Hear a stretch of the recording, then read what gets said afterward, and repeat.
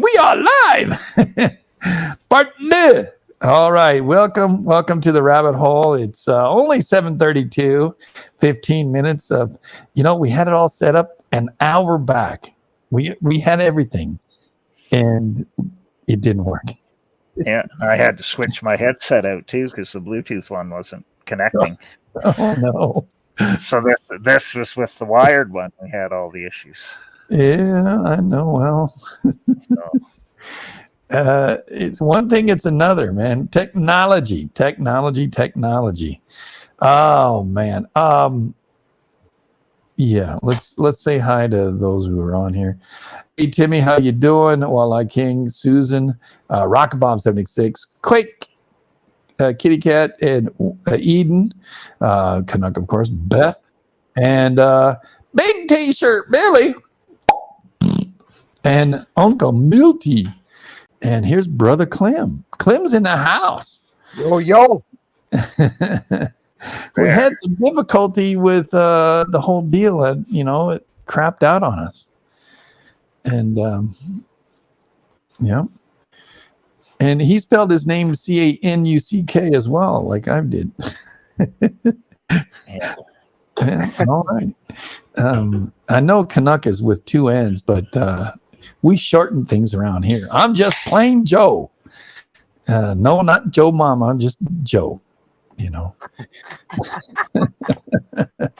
Salud.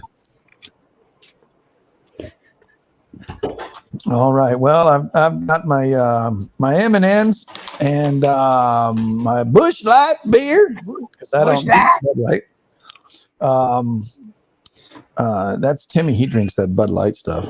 I don't. Yeah, we drink the lattes. Busch latte. Yeah, I just have good old H2O. H2O. All right. Yeah. That's you had your Kit Kat already. Yeah, that was way earlier today. All right.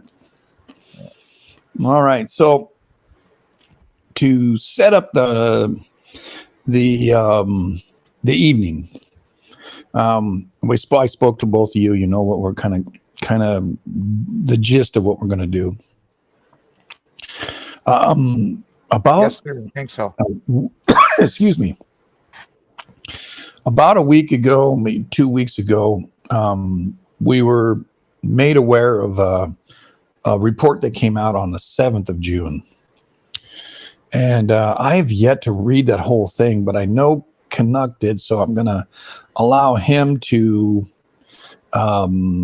give us an abstract of it. So you're on whatever you call that thing. Canuck, go right ahead and tell us what the main article was about that everybody's up and going, what? Talking about it, about the subduction zone and the big rip and the big giant earthquake that's supposed to happen. Or is it?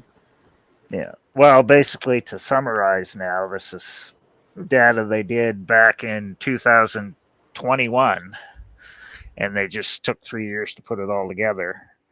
And what it is, they took a ship out there and mapped the whole thing by dragging this mapping device behind the ship. And they did basically from the top to the bottom. So from all the way up by the Explorer plate at the top of the JDF all the way down to the Gorda plate, which is at the bottom of the JDF. Because before this, they hadn't mapped like the whole 50-kilometer wide section of the Cascadia subduction zone itself. They'd only done certain parts, not like the whole thing together, or pretty much the whole thing. So based upon all this data that they got from 2021 and the data that they had from 2012 when they did the JDF ridge out there where axial seamount and all that stuff is, because they did the same thing out there back in 2012. So they had all the data from the axial seamount and the JDF ridge, put that all together with the stuff they did in 2021. And so basically this is how they mapped Cascadia subduction zone, and they think they figured out how it works and divide it up into certain segments by all this stuff all this data that they've accumulated over, well, basically since 2012. So to simplify now, they say there's 4 segments of it. And the biggest one is actually, the biggest segment is from like southern Vancouver Island all the way down through Washington, right into Oregon, like where the Columbia River comes out at Astoria Canyon, I think is what they call it. How long of a section is that, Canuck? I can't remember now. I'd have to look in there, but it's the biggest one because they have it broken down into 4 sections because they have maps in the study there. I'm pulling it up right now. The map from the southern portion to Astoria. It's I hate this damn thing. I want miles, not freaking feet. Miles. There we go. About 170 miles. Okay. The first section. We'll call it 170 to 200 miles. Yeah, let's just say 200 for a nice round number. Correct. Yeah, but based all the data that they have in the study, they think that it's that northern segment from southern Vancouver Island down through Washington is the one that can make the big 9s. And in the study, if you read through it all, they say the southern ones will make like 8s, but they're not the ones that are generating the big actual tsunami like what happened in 1700. All right. Okay. So to clarify, we're talking about large earthquake, 8+, and a massive tsunami. That's the category that we're talking about in this segment in the north, from Vancouver to the mouth of the Columbia, Astoria, right there. That's basically the Washington-Oregon border. And that main section, some 200 to 250 miles, that's the whole southern end of Vancouver Island,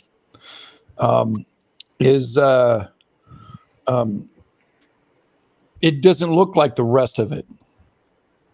And you can continue there, Canuck. Sorry. Yeah, and they talk about like how each segment is angled, like how it's subducting underneath. And the one farthest north is at, I think it's not as at steep an angle as what the one is at the south. So when it slips, it takes a longer time before it does a big slip up at the northern one, but it has to do, like, they get right technical in there with like all they divide the segments all up and they say where they divide and all that stuff, like which canyon, like where one segment ends and the other one starts, and they list all the names. I don't even remember. I remember the Astoria Canyon one. Is it not slipping as much in that area because the angle of the plate is steeper in the subduction? Yeah, that's what they're basically saying in there if you read through all the stuff. And each segment is moving at a different rate because they have a map in there that by each segment they have how fast each segment is moving. And this is all based upon like the data they have from the JDF ridge compared to what's right over the subduction zone itself. So they have like the rates marked on, there's a map in there where it has the rates each segment is moving. So it's crazy stuff. All right, I'm looking for the map itself. The abstract or the abstract of it says the origin of rupture is segmentation along the subduction zone, megathrusts, and the link ages to the structural evolution of the subduction zone are poorly understood. Here, regional scale seismic imaging of the Cascadia margin is used to characterize the megathrust spanning 900 kilometers from Vancouver Island to the California border across the seismogenic zone of a few tens of kilometers from the coast.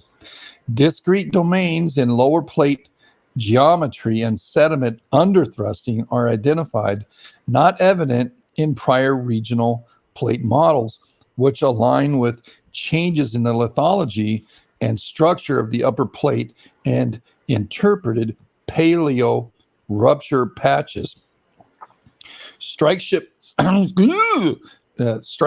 faults in lower plate associated with oblique subduction mark boundaries between regions of distinct lower plate geometry. Their formation may be linked to changes in the upper plate structure across long-lived upper plate faults. The Juan de Fuca plate is fragmenting within the seismogenic zone of Cascadia as the young plate bends beneath the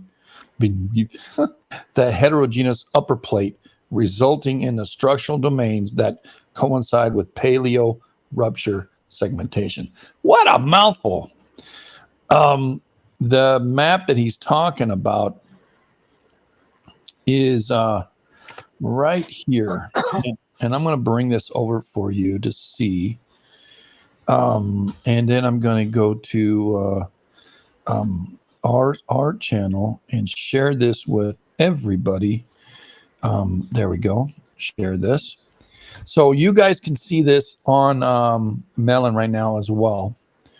And this is the map that it talks about the little segments of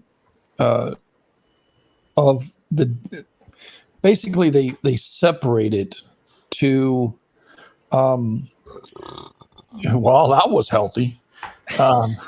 Sorry. There are several segments on this. And I guess Canuck has said there's, because there's, you can see 4 of them, right, Canuck? 4 main ones, Yeah. but there are sub ones. Yeah, they say there may be 5, which is very similar to how the Nankai Trough is, because they finally decided it was 5, but then for Nankai Trough, but then in the newest things I've read on that, they said there may actually be a 6th segment. So they're still trying to decide. The 6th is from the Blanco fracture transform fault all the way down to California. That's the 6th section. But that's also the 5th section. So there's some conflicting data. They don't really know how to think to interpolate that, because that is a pretty large. And looking on the map here, and share this tab instead, you can see this is the Blanco fracture zone, and this is the Mendocino, or the main fracture zone where the end of Cascadia is, at the end of the Juan de Fuca anyway. But this is often, this section right here is often interpreted as its own plate, because it goes off a hell of a lot more than anywhere else, and bigly, big quakes. Yeah, the Gorda plate. It's called. Yeah, the Gorda plate. Yeah. So the fracture zone goes all the way up here to near Haida Gwaii, all the way down, and in the middle is which Kat, she's very adept to talk about. The actual seamount. There's a couple of seamounts out here that are producing, volcanically producing a spreading zone, because they're in the middle of the spreading zone. It's a hot spot, so to speak. I believe to be a hot spot. I'm not sure what the classification is, a small one or a big one, or what have you, but it is underwater volcanoes. a series of them. And they're the Thompson seamount, I think that's right there. It's also out here as well. But this is the plate boundary, but it's the interior right along here is the so-called subduction zone. And if I showed you on a USGS map and said share this instead, you would see that here's the Juan de Fuca edge, right? What we're talking about. But here is the subduction zone. All right. So basically the San Andreas comes up, meets the Mendocino, and then turns into a subduction. Whereas this plate, the Juan de Fuca here, is going underneath North America. And in this region right here, when we put it, I like the pretty colors, but we can go oceanic. There we go. Oceanic. This region right here from the mouth of Astoria all the way here, this is the major area where they believe some 200 miles, 250 miles, the main slippage that can create massive earthquakes. Now, normally a 250-mile rip, I wouldn't suggest that it can produce 8s or even 9s, or as some people say, oh, it's going to be a 10. I'm sorry. I completely disagree with all that. If there was a full margin is basically from California all the way up. The whole thing slipped, and that's, 1,200 miles. Yeah, and you'd have to get all the segments to slip. At once. Yes. And So there's no evidence of that ever happening. Canuck, let me ask you this. To produce a 9, does it need more than just the northern segment to go at once? Well, in this study, they're saying it's mainly that northern one going, but there's other stuff that I've read that says they all have to go, but they've said the same thing about Nankai Trough in Japan too. But now when we say a mega thrust, we're talking about a full margin thrust. We're not talking about a major earthquake. A freaking massive 8. Okay. You're talking the longer the fault, the greater the magnitude is. So yeah, but see, they're not. They can't speak out one mouth and then speak out the side of their neck saying, "Oh no, but this is something different." Yeah, but if you read all the stuff now, they're not sure about that, because if there's more than one fault going with it, it enhances it. Like what happened. Okay, Kat just said it too. Length of default determines the magnitude. Yeah. Go ahead, Canuck. I'm sorry. If there's multiple faults that go with it, it can enhance it. Right, right. And that's what the new studies are saying. And that's why in this one they talk about whatever they call them thrust something faults. They call them a new name. They're the ones that are like where each segment divides and it comes inland, but they don't know how far. So they're the east to west ones. And it says in there, like in their discussion or whatever they have at the end about what they need to do now is find out how far these east-west faults actually come in land. Because if they come in land farther, like under everything, because the faults are in the subducting plate, and if they activate, it's going to make the shaking worse way inland, which is what all the current studies say for Seattle or Vancouver. And the studies that I read on those, this was before they did this new one on Cascadia. So they're going to have to redo everything again. Because for the ones for Seattle and Vancouver, the city itself, they said that based upon their computer modeling and the type of soil and everything that's in the basins where they are, the shaking would be way worse than what they estimated before. And now they're talking about all these other faults that come off the subduction zone.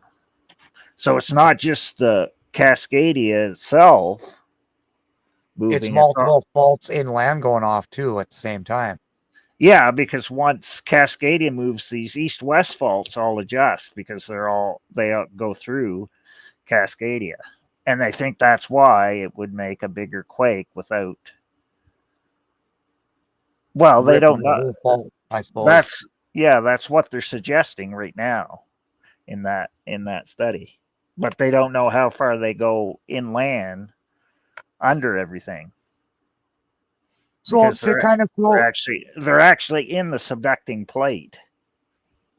So let me throw a little twist into it with Professor Nick.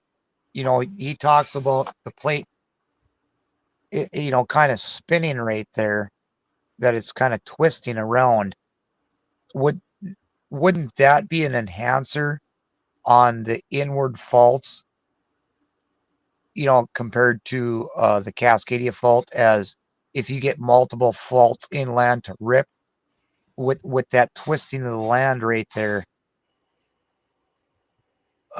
wouldn't that enhance it more too? Well, I would think so. From what I understand, Professor Nick, and I'm going to see if we get this here. Nobody's going to be able to see this, unfortunately. Crap.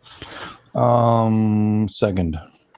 Yeah, we can see it online and here on Twitch, but basically, for those who are not on Twitch, you have to kind of visualize your palm. You got your hand on a desk or a flat surface, and your palm down, and you flatten your hand, and then you bring your fingers toward your palm, but keep your palm down as much as you can. When you do that, your fingers rise up off the table or hard surface you're looking at, and when you go back down, that's the release, and that's what's happening. That's the slippage that they're talking about. That happens in millimeters or micrometers, but on a big quake, that happens in these megathrusts, 30 feet to 60 miles. So what'll happen is, because of the age, and you'll see like on Twitch here, you'll see that the rise up out of the ocean, and then it will come back down and then go up to the mountains. This bump, or bumps plural, are the area where the plate is being, which is being subducted. It's buckling underneath the pressure of being forced, one plate being forced under the other. And as it does, it rises. And then when it slips, or the biggie quake happens, it generally happens beneath the surface, inland, not so much on the outside. But because the grabbing of one plate from the other plate, the one that's going over, there's friction. And once there's a give, it gives way, like it happened in Japan, just offshore. And they had a few minutes, like 10 minutes before the tsunami started coming in on those 2 8s and the 9s. Because in the ground, there's 17 feet, the parts of Japan went underwater and stayed there. So that slippage between 30 and 30 miles, depending on how flat the surface is and how flat the buildup or pressure that's pushed up underneath one plate on the other,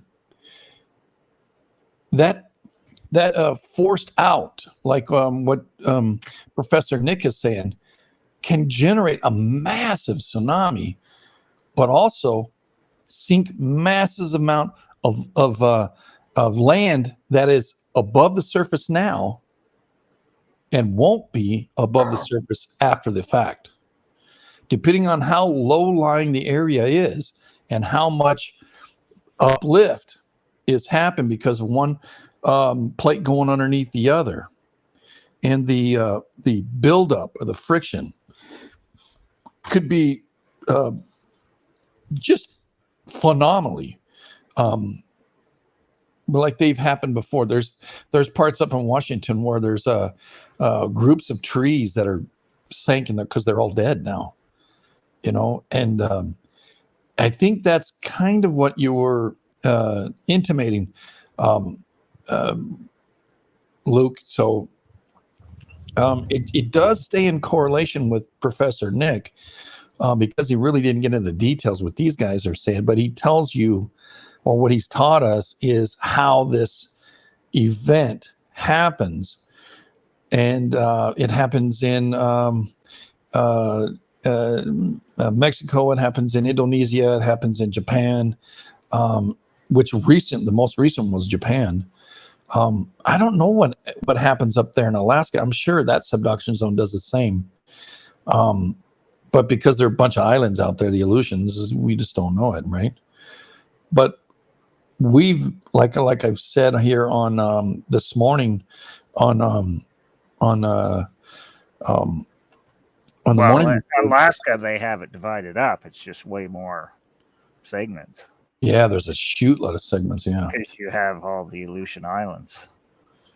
The Cat asked the question: do you have an example of a multiple fault lines going off at the same time as a subduction zone quake? Yeah, you have to look at the I think in 1960. Look down in Chilean quakes. Also the 1800s. We talked about this several times, where it started up in the north, like Coquimbo, and it moved all the way south. There was a couple of 7s, and then the big giant quake happened in the southern portion of Chile. I have the map here. So, yeah, Antofagasta. It started in Antofagasta, moved its way all the way down to Concepcion, and then even further down into Puerto Montt, or down here in the island of Chile. That's where the major quake happened down here. I'll show you guys this. In the 1850s, it started up here, and this is the same time that Bolivia and or Peru was at war with Chile, and we talked about this in one of the rabbit holes, where ships were up here, and then the major quakes happened, and it was pretty devastating. And you can see parts of the Chilean coast had uplifted out of the water, but a lot of it too had subducted, or subsided is actually the right word, subsided below the water. And during that time period, entire ships were brought into shore. Oh gosh, several miles, I think that was, near Santiago, or maybe even down in Concepcion. I'm not sure where exactly, but there was a 7 and then another 7 and then the big giant down here. And so this subduction zone, although it technically would be called a full margin, but it was several quakes over a time period, a short time period, mind you, a very short time period, where if we looked at geologically, it'd be like instantaneous, but it didn't happen instantaneous. But Nankai Trough in 1854 had 2 8s in 24 hours. Right. Different segments. And the Nankai Trough is right here.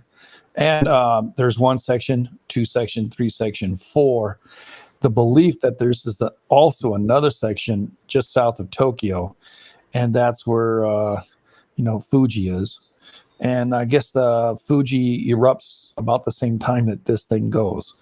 So there's an indicator as well. Japan is well aware of this trough going, and they are as prepared as they can be. But it'll be severely devastating if the Nankai Trough goes in modern times. Yeah, and the last two times it went off was 1944. It had an 8, and then it had an 8 in 46. Nankai Trough did. So that time it was 2 years apart. It having 8s and big tsunamis. But if 2 years. Yeah. Because the last two times it went off with 8 pluses and big tsunamis was 1944 and 1946. All right. And then before that, it was 1854, which it went off double 8s, like in 24 hours of one another. And then before that, it was 1707, which they think it was. Right. We're looking at the world map on Google Earth, and this is the Nankai Trough right here that Japan is so well aware of, and the implications are massive earthquakes happen when the subduction zone gives way, and this part of the land up here slides forward and this one slides under, because as it's driving down underneath, it's lifting the coast.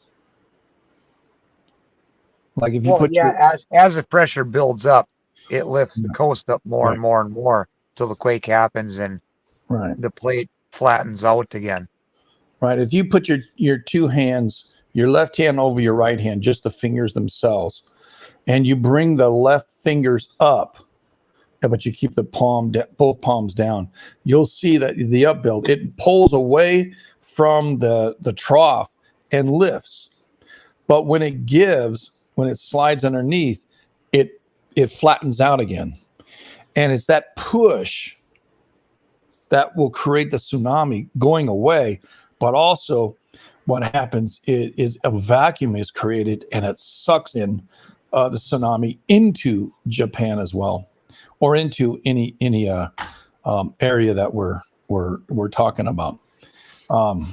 And one of the main reasons why they think Cascadia was a 9 in 1700 is based upon the tsunami that hit Japan from it, which Japan has records of the tsunamis going way back, like how they came in and what they affected and all that stuff. So they use that to compare, because they got a tsunami that same day in Japan that they call the orphan tsunami. 24 hours later. Yeah, because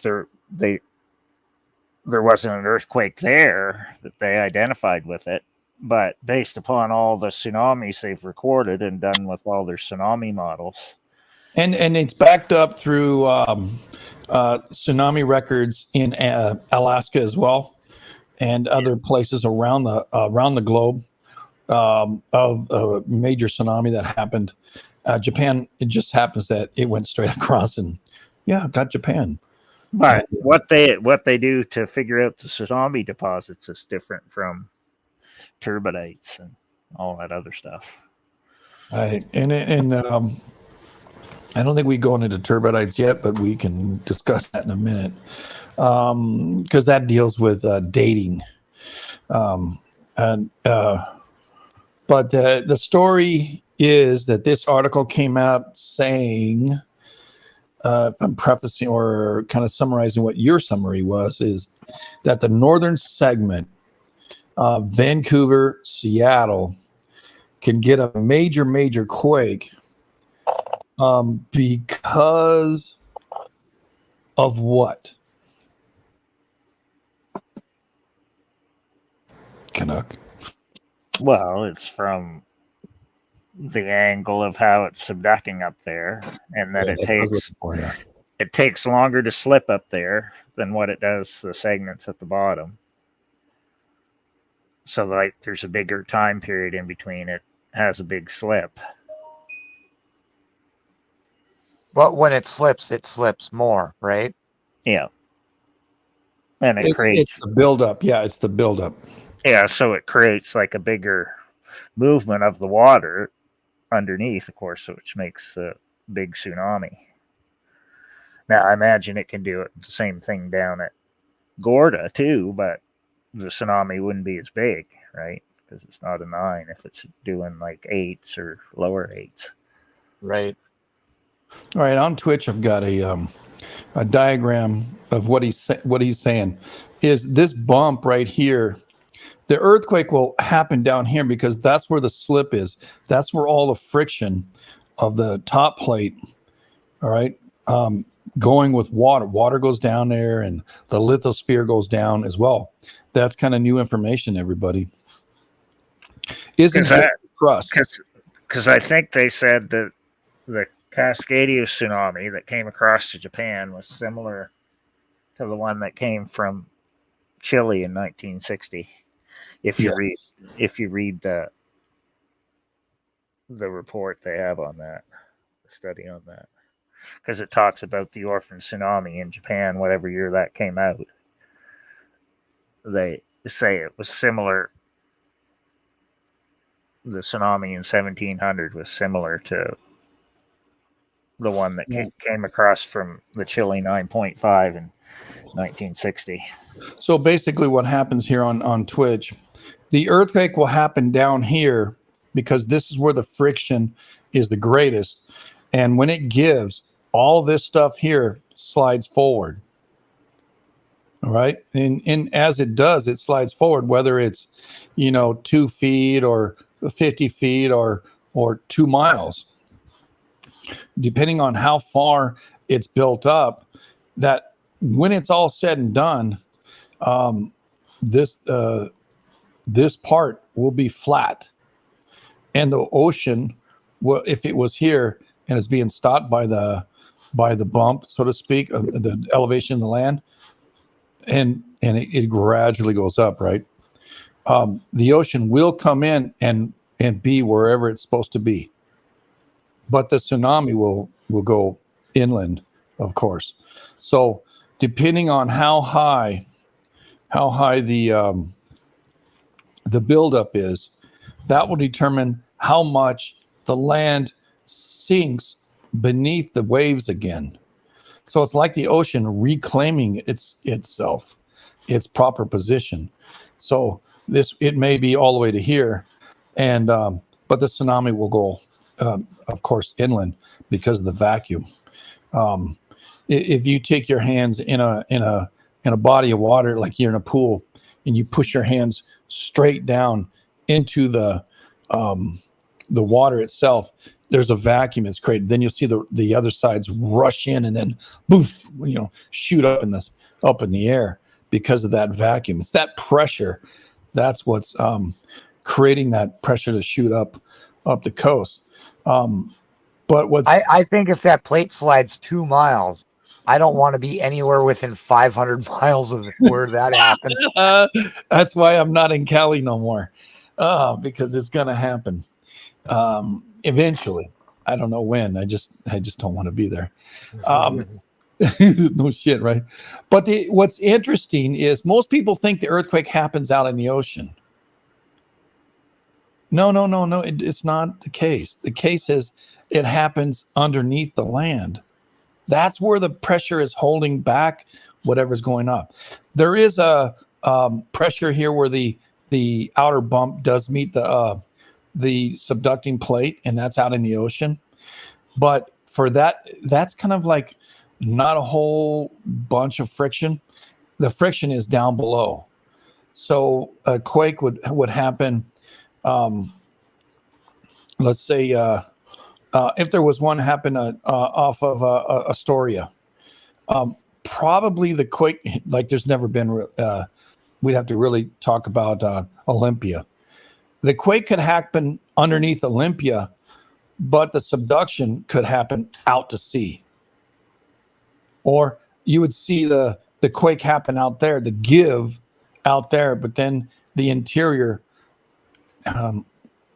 because you have to kind of see how, the the land mass and the water mass work together, and the subduction. It's really shallow up in the north, and the edge of the subduction zone where one plate meets the other. A lot of that is a runoff. It's just sediment. There's really nothing out there but it's the edge of it, right? And you can see the sediment on this map. You can see all the sediment where it's runoff from all the mountains. And in Astoria, which is where the Columbia goes out, there's a canyon out there where it's drilled into the sediment because of all the current. It's one of the top 5 most dangerous inlets in the world, where the Columbia comes in into the Pacific Ocean, that is. And it's drilled a very, very, very deep canyon.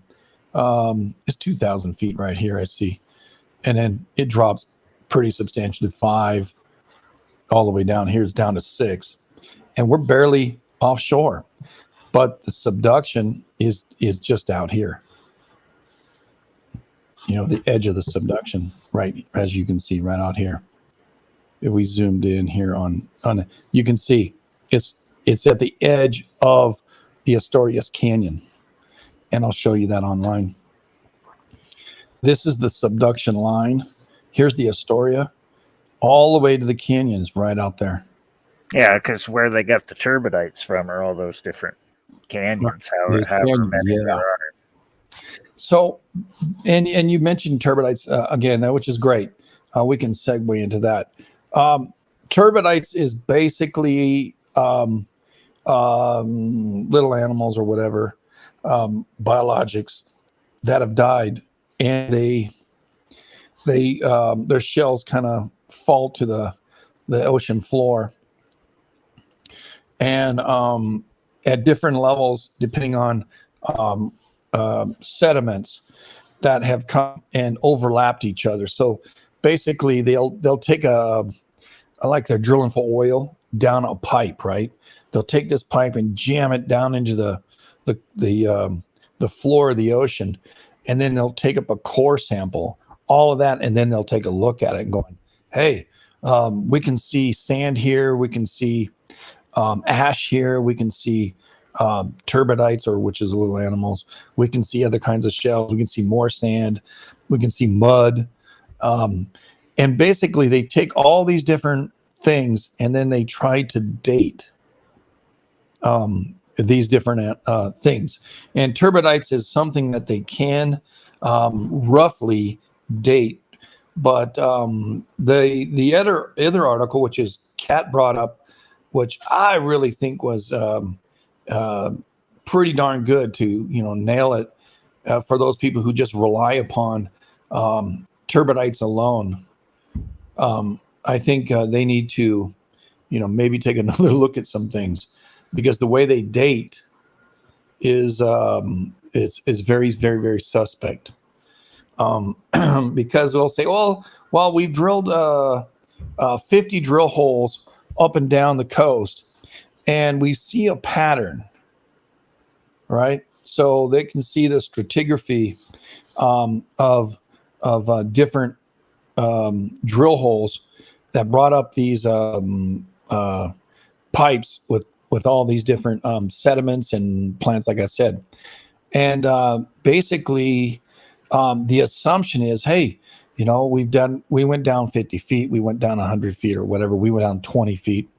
And they can see the same thing happening up and down the coast.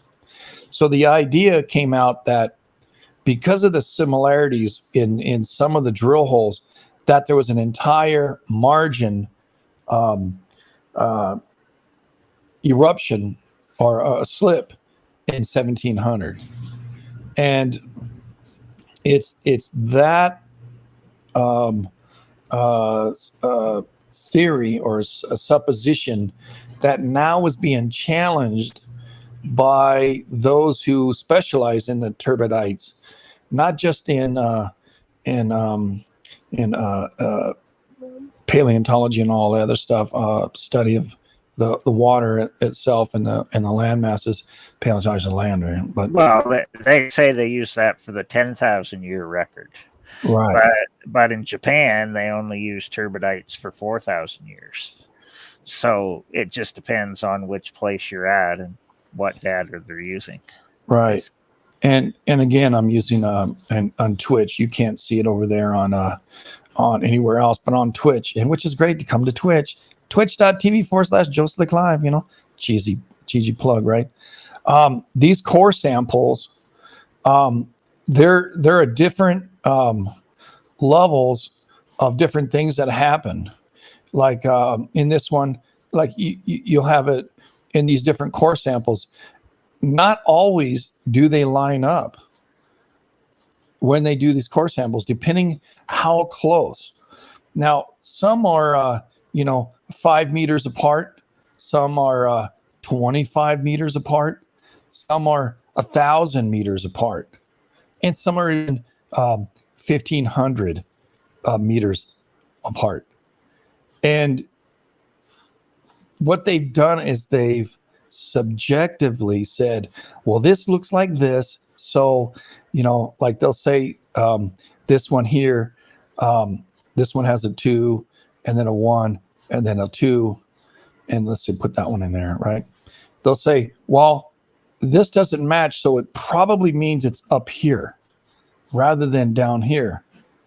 Sorry. On Twitch, you'll be able to see this, right? These two. So this would be a certain kind of turbidite, and this is a certain type of turbidite, and this is a turbidite, and then this one, right? So let's say, well, that means there's more sediment or something happened here that this belongs up here more. So, and then there's missing a link up here and down here. Well, and they're assuming that the deposit that's there is the same as this, yeah. Yeah, is from an earthquake shaking that made the stuff accumulate. Right. And in a lot of spots, there's mud, right? But then there's mud.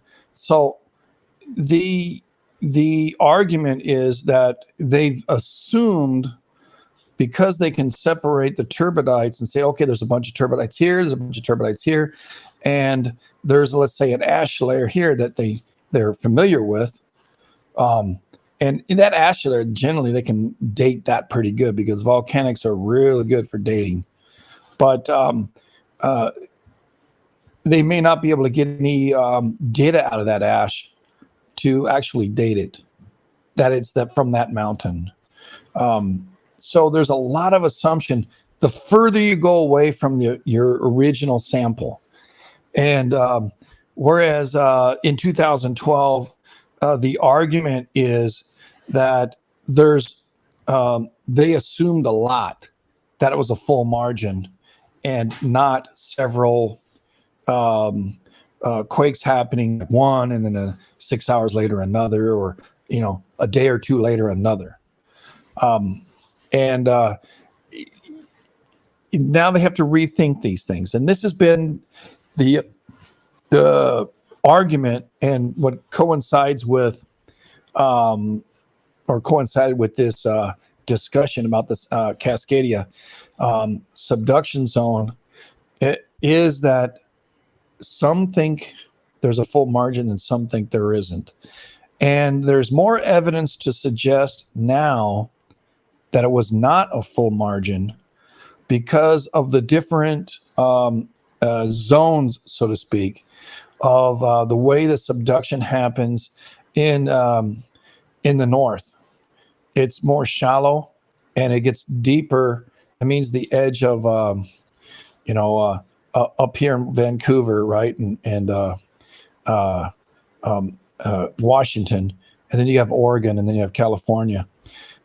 This section is more shallow as it subducts, and then down here in the California area, it's more abrupt. It shoots down faster, kind of like the San Andreas, where it's like a straight down line. it's more abrupt, and it stops, or it just go. It's more abrupt versus more shallow, and that's the difference. And in the middle, it has it's not as shallow and not as abrupt. It's more, still. So what they did is they've defined 4 to maybe 5, even 6 sectors. And then now what they're looking at is in these canyons, they're looking at all the different canyons that come off. And the canyons are created by runoff for rivers that come through and run off into fluvial fans and drop all these sediments. And, it starts with sand and it gets further out, it gets mud, and it gets further out, it gets even more small or more tiny. And it's all these different segments. And then they start to see of these east to west faults. So if this sector breaks, what happens down here? What happens up here? On Twitch, you're going to see this. So in the north of the break and in the south of the break, it's going to act a little bit different. It's probably going to create an east-west fault. Why? Because there's breakage in the plate. And that's what the article also suggested, is that the Juan de Fuca is broken in several areas underneath North American plate.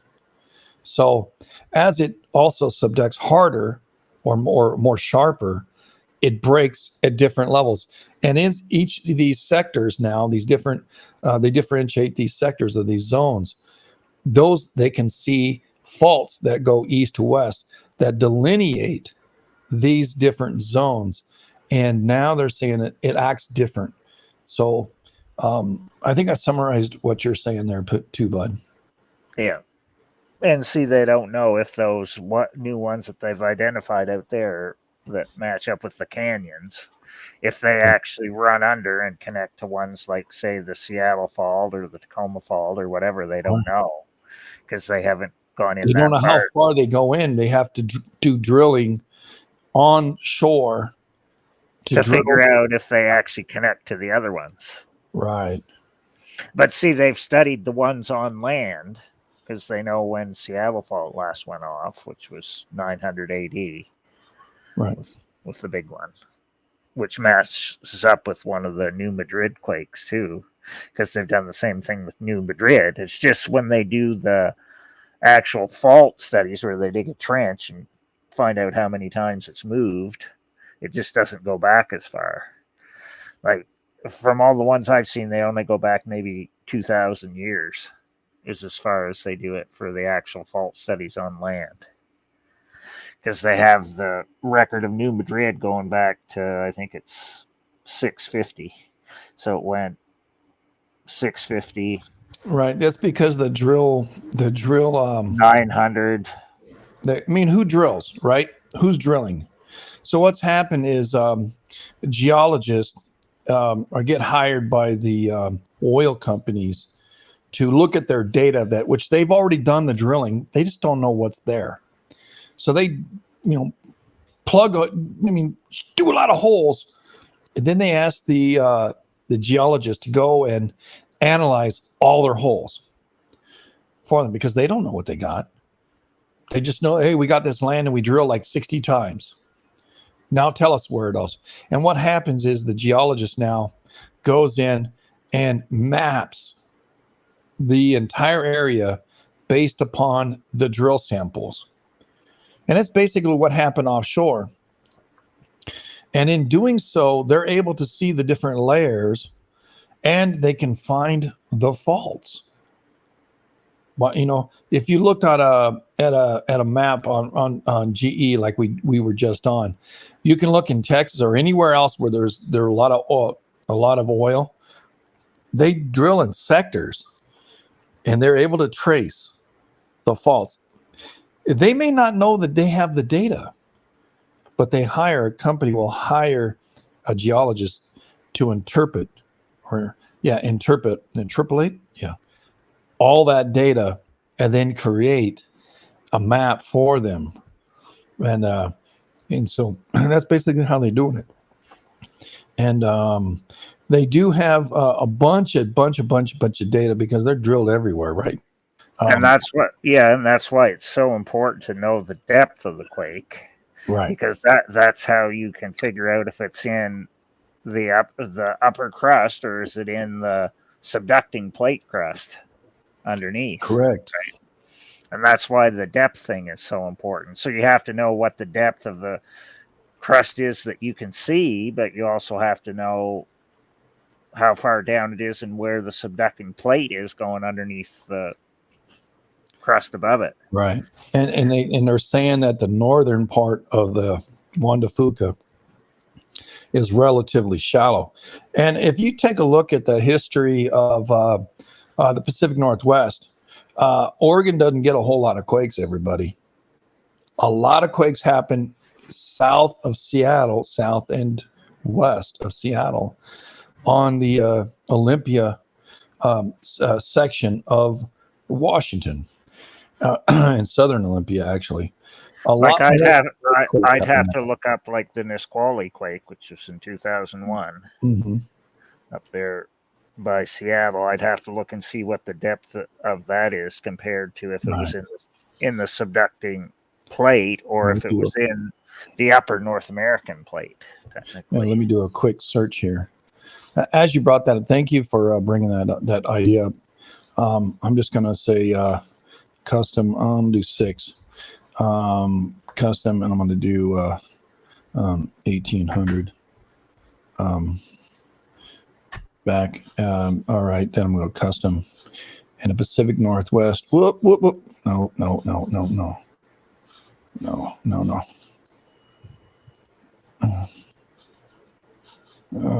Resize or tangle.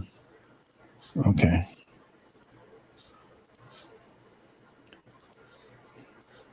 Oh, crapola. All right. There we go. All right. So that sector, watch what happens. And this is from 1800, right? Use this region. We're in 1800. If I did 1700, they'll have that one. And then 6s and above, right? Search. Okay. A lot of quakes happening right up here through Vancouver Center. Right. Let me see. I'm gonna say share this with you, bud. Save screen. Latest quakes. Share. There we go. You can see the southern portion. That's what I was referring to. Because I've done this search before, a lot of quakes happened right in here. If I just said this, 6.8, 6.7s, major quakes, right? This one further out, 6.8. And that is, they don't have a depth to that one. This one's 64 kilometers. This one's 55. This one's 51. This one's 50. Yeah, so I just looked up Nisqually in 2001. It was 57 kilometers deep. Right, that's right in there. Yeah. And this one out here, they don't have a depth on. This one offshore, 10 kilometers. That's their basic. The one up in Canada, they don't have a depth. 15 kilometers up here at a 7.5 in Courtney, Canada. 15 kilometers. 15. All these are 15 kilometers. Very, very, very shallow quakes. 15 kilometers. 22, 23, 15, 10. This one up here, 15. So a lot of major quakes happen. Super stinking shallow. Down here, roughly 50, up here 15. Pretty amazing. Now offshore, 13, 10, that's their average. 15, 15. Yeah, 10, 15. So I would suggest that this is the area of super shallow subduction versus it gets a little deeper down here. Now down here, 8.5. Shoot. They don't have one. 11, 1.3. Oh my God, that's 1991 was 1.3 point. That's super. 15, 10, 11, 10. How about on here? Like I'm trying to find out how deep the crust is there in the Olympic Peninsula. Right. That's where Nisqually quake was. But my guess is based upon that it says 57 kilometers deep. That's most likely in the subducting plate. That's in the subducted plate. Yeah, breaking. Yeah, because everything else is shallow. Yeah. And these are all shallow as well. And this is from 1700 to now. All right. So you have the Blanco fracture zone, all shallow. The Gorda plate, all shallow. The deepest is right here. So that's pretty interesting.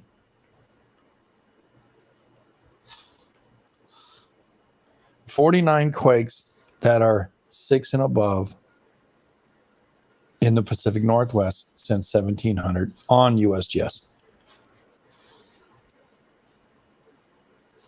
And you can see Oregon doesn't really get them.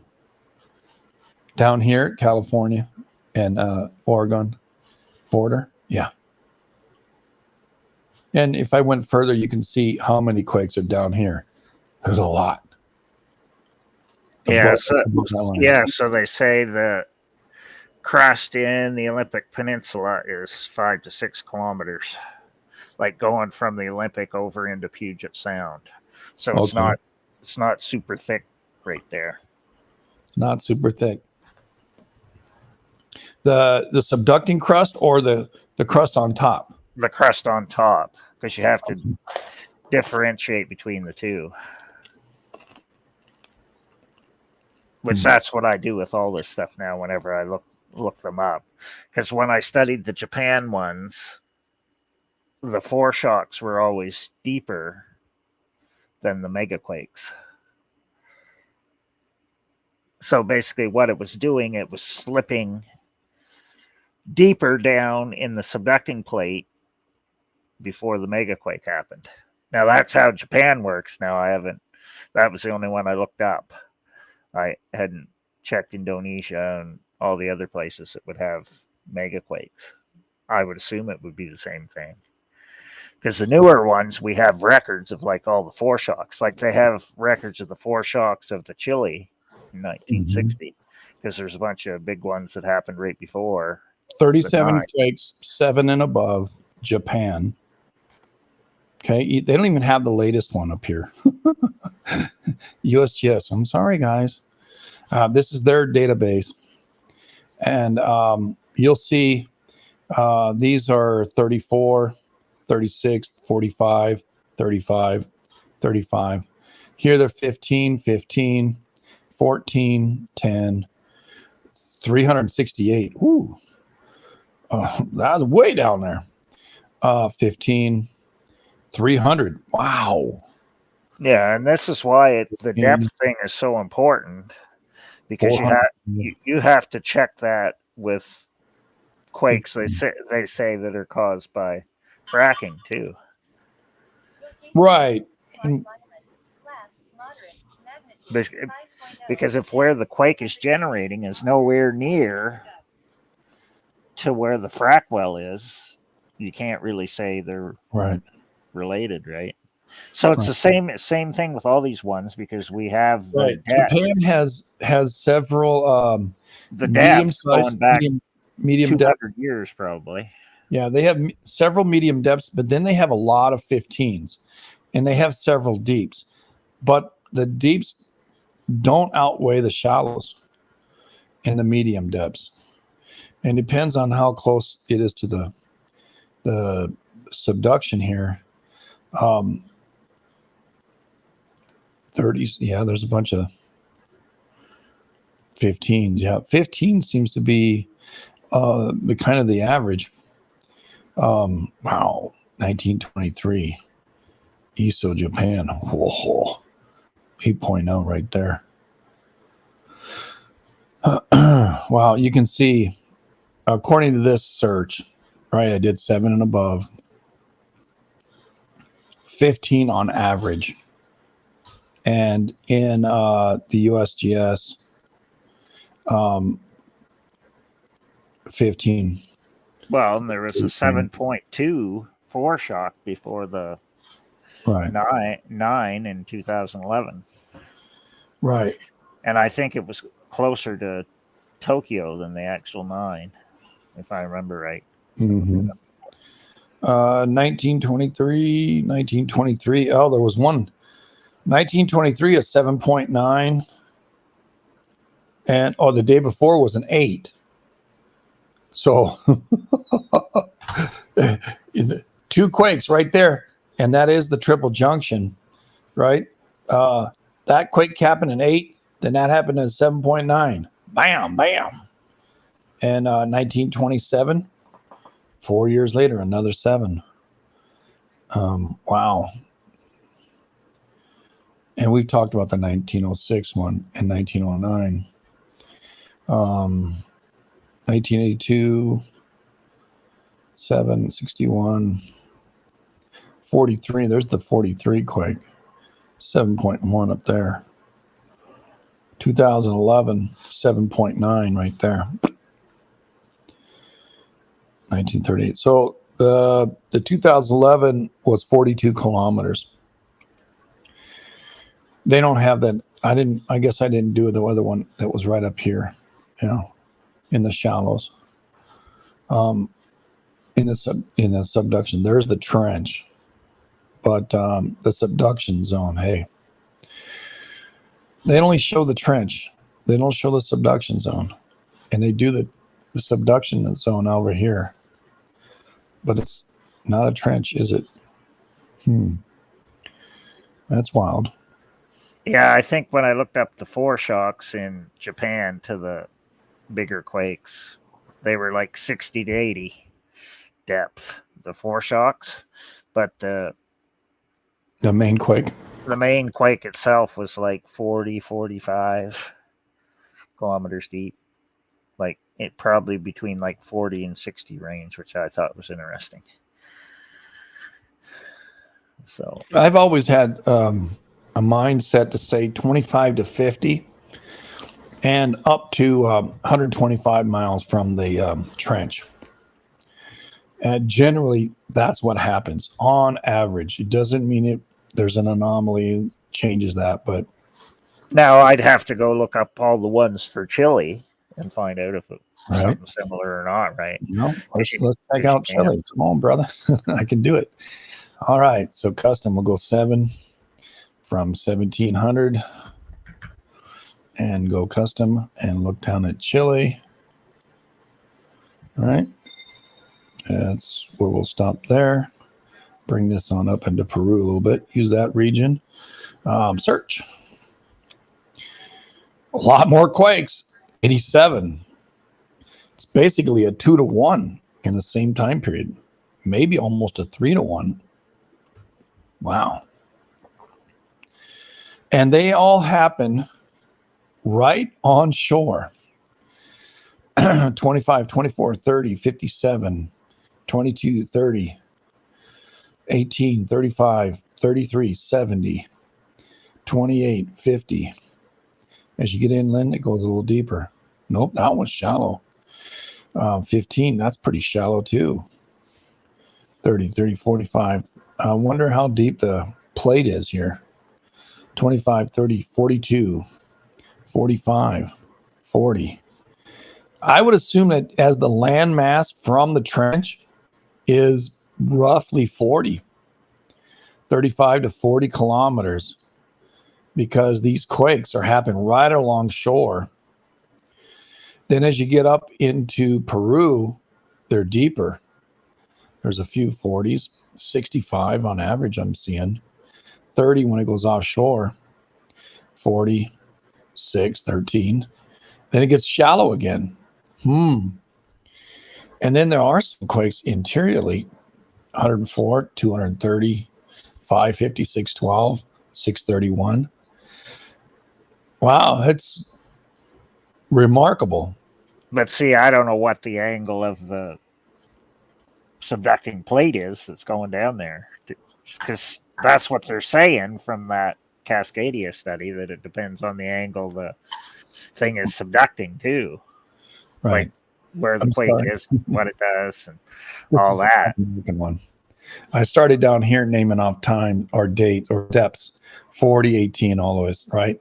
And then a little bit shallow here, which is anomaly. That's shallow, and that's kind of deep. But out to sea in the trench, that's on the other side. That's a 15. That's on the other side. And that's on the other side. And I would would assume the big ones out in the water are what make the tsunamis. I would assume that, but I'd have to go and look up every single one to find out if it made a tsunami. That's what I have to think. We know that the deeper the quake, the less shaking on the surface there is. However, the displacement of water would either from an uplift or a down, subsidence, or a push, one way or another. If the ground suddenly lifted up, there's a displacement of water. If the ground fell, there's a displacement of water. If the ground pushed, there's a displacement, and the ground lifted. Yeah. So it doesn't slide side by side, baby. It's either going down or going up. When you're talking about Chile. Yeah, well, a landslide can create a tsunami too. Well, right? that's what we yak attack, right? Yeah. Yeah. Or Yakut, whatever it is. I call it yak attack. Yeah, Yakutat or Yakutat or however they say it. I don't know, right up in here. Yakutut. Part of the glacier fell in the ocean, creating a massive tsunami. Yeah, technically the turbidites are core samples of landslides underwater in the canyons. That's what they are. Which they say they can do turbidites in deep lakes too, I guess.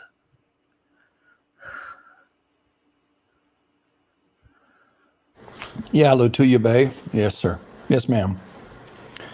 And beyond. Yeah, and it's yeah.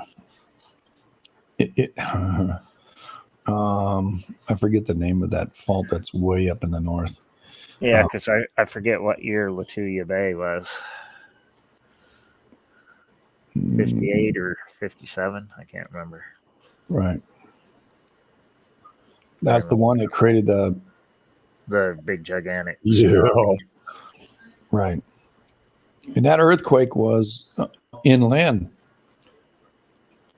Yeah, it was 58. So it was the year before Lake Hebgen. And 2 years. Hold on a second.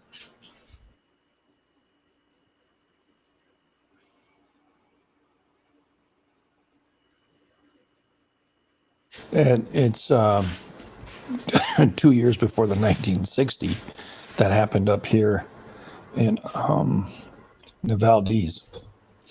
Yeah, and there was 2 big quakes in Kamchatka in 1952. I think it was like a 9. And then 1959, so same year as Lake Hebgen. They think that was like an 8+. Because I already studied that one before. And so the 52, when it had wasn't that the same year as the Tehachapi quake too? I think. So there was like a big quake in Kamchatka in 1952. Tehachapi quake were the same year too. So that was a lot of stuff going on in the 50s. Hey, yeah. My mother-in-law just walked in. She's interested in what we're doing. And she's always welcome here, so it's cool. What else? So in retrospect, kind of summarizing again, the main article one of the main persons on there was Goldfinger. Am I correct? No, these were all people from the U.S. that did this one from multiple universities. Multiple years. Goldfinger read it because I saw his response. He had it in an article where they were interviewing him at Oregon State University. So Yeah, he actually read it, but he wasn't involved in this one. All right. So the other article that I spoke about, the subducting plate structure, megathrust morphology from deep seismic, that's what we're talking about. That's the main article, which we have right here in PDF form. Yeah, right? because I think it says in it who all the people are. Right. The turbidite article, turbidite correlation of pedioseismology. They speak in regards to a 2012 article that it isn't just him. He's got his name on there. Goldfinger has his name on there because he's a contributor to some degree. I'm not sure, but they spoke about the different canyons as well, where the turbidites are located, and the way they mapped them, because they map outside these canyons, mapping the turbidites, which are shells of biologics, and that get either washed from shore or die out in the ocean and fall to the floor. And the fluvial plains, it's like outside of Astoria, is there's so much water coming out, there's so much sediment coming out that it overlaps some of these things. And so when they put the drill with it, it's an empty core, and they create a core sample. So it's a drill, I don't know, 4 inches, 5 inches apart, and they just drill all the way down, and they capture some of these levels of land, mud, and then they bring it all up, and then they evaluate it. They look into it. They can see volcano eruptions, which is a really great indicator of timelines. Once they have established a timeline when that thing erupted, they can, and see the reach of that eruption. They can basically say, okay, this happened around then, and then they can say, okay, this thing overlapped these turbidites, but it didn't overlap these. So what happened? How these turbidites above this ash layer get there? Were they washed from shallow seabeds or what? And there's a whole supposition for that too. And they use these things to help date events.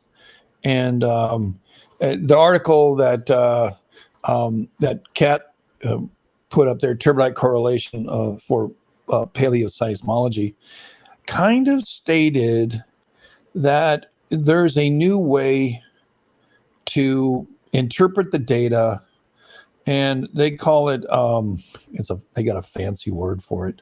What is it called? Right here. DTW. DTW, the dynamic time warping of pairs in their log. It's just another way to look at the data. The assumption the deposits were the same age, that's kind of what they're going at. That there was an assumption made by the previous article that happened in 2012 that stated that all these things happened at the same time. When in fact, and you can always say, okay, these turbidites are here, the same ones are down there, up, 1,500 miles apart. And so the whole thing ripped at one time. And so basically, these people are saying you can't say that, because the further you get away from an event, there's missing links, there's missing data, because the turbidites aren't the same.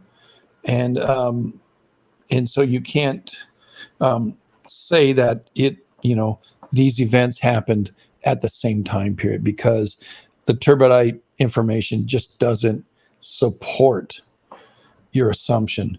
And that's what their article is all about. And it was a great article. And I want to thank Kitty Cat for putting that out there for us, because it was really, really interesting. If you dig into it, and I'll put that link out there again, or she can. And then she put another one out. What was it? No, this one. The difference between alarming and catastrophic Cascadia megafault has one especially deadly section. The new map reveals. The new map is what we've talked about. It's in the north, and I believe it's more of the southern arm of Vancouver than it is Washington.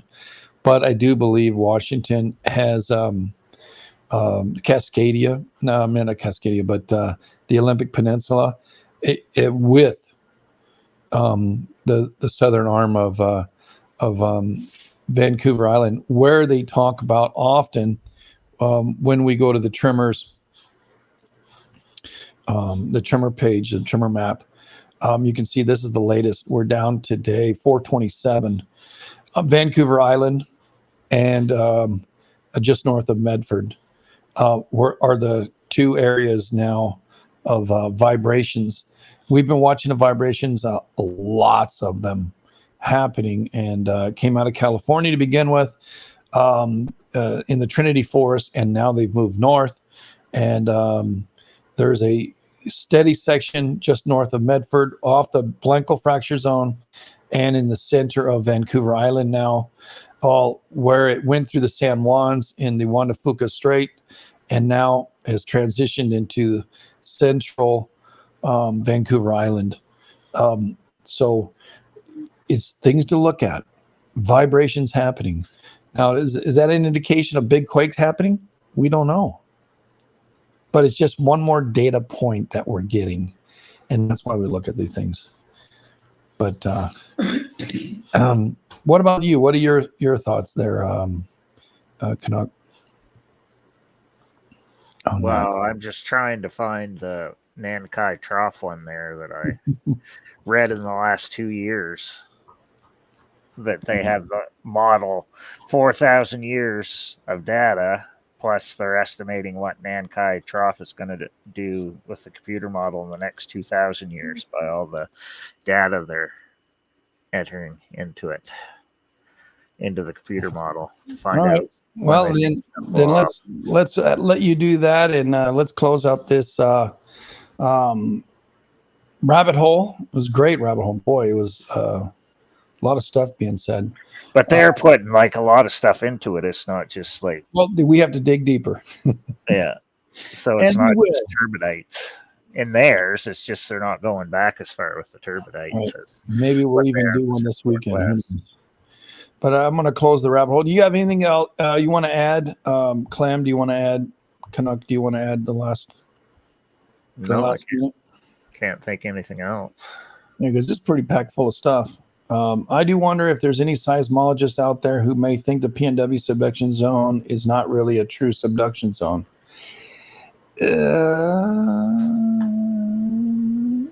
I think it's not a head-on one. I think it's a sideways one, in my opinion. But that's just my opinion. Like assholes and elbows, everybody's got them.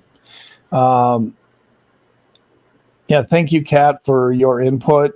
I'd love to get you on in the discussion online like we do. Be great. Clem, I know you're out there doing what you do. Big T-shirt, Billy. Thank you for your input. Great stuff. Oh, I found it. It's from 2022. It's a 400 year All right. model simulation of it. Put it in the chat right there, and we'll save it for the next one. Maybe we'll do one this weekend. Who knows? I know you're going to watch the kids or the dogs. Yeah, but I can still do it from there. I just got to take my stuff with me. There you go. You got to do that. All right, buddy. Let's think about doing that. Because the dogs go to bed at 8 o'clock. They're like 2-year-olds. That's how they work. It must be a 2-year-old, because I went to bed at 8:30 last night.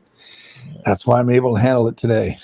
It's 9 o'clock now, but it's midnight your time, or almost 1, isn't it? Yeah, just about 1 here. Yeah. Thank you so much, brother. I love you.